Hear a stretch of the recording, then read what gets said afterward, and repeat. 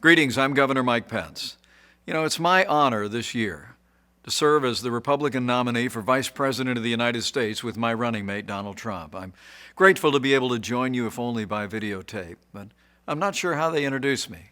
The introduction I prefer is pretty short. I'm a Christian, a conservative, and a Republican in that order. And really, it's as a fellow believer that I'm particularly honored to be able to address you today. I know every one of us has our own story about how we came to faith. For me, I was raised in a family where faith was important. Church on Sunday, grace before dinner. But my faith became my own when I made a personal decision to trust Jesus Christ during the spring of my freshman year in college.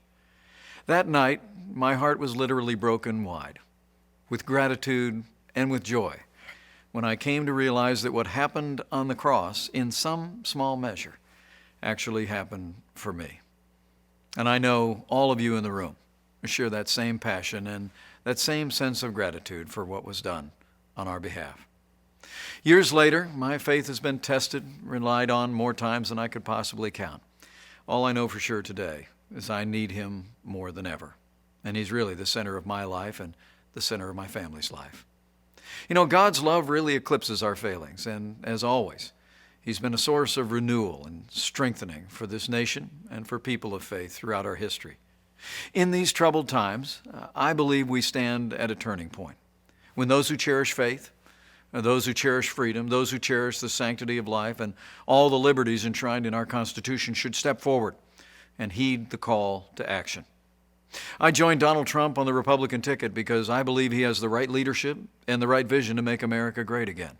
President Donald Trump will appoint justices to the Supreme Court who will uphold our Constitution and the rights of the unborn.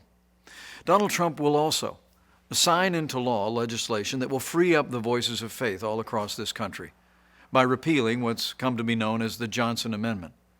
The Johnson Amendment's literally been on the books since the 1950s, and it essentially threatens tax-exempt organizations and churches with losing their tax status if they speak out on important issues facing the nation from the pulpit.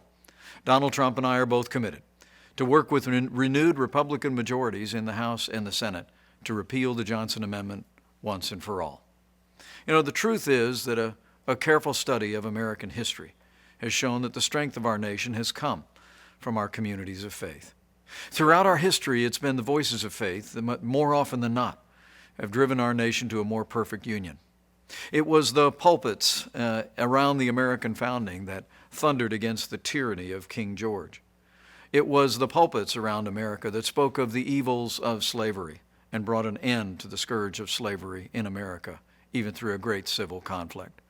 And it was voices of faith and communities of faith that transformed our nation through the civil rights movement in our own lifetime, and we're a better nation for it. The choice today for all of us, though, could not be more clear. I've never seen a more dramatic choice in a national election in my lifetime. I truly do believe we're come to a time for choosing. And I think it's a time in the life of our nation when people who cherish life, when people who cherish our liberties, when people who cherish the great traditions that are enshrined in our Constitution should come together and support Donald Trump and our agenda to make America great again. In these troubled times at home and abroad, challenging times for American families, I'd like to encourage you to do one more thing, and that is to bow the head and bend the knee in the days that remain in this election. Pray for our country. But as you do so, please pray as Lincoln said was his prayer. Not so much that God would be on our side, but that we would be, in his words, on God's side. Because I truly do believe in my heart of hearts that what's been true for millennia is still true today. That if his people, who are called by his name, will humble themselves and pray, he'll again do as he's always done throughout the storied history of this nation. He'll hear from heaven, and he'll heal our land, this one nation under God, indivisible, with liberty and justice for all.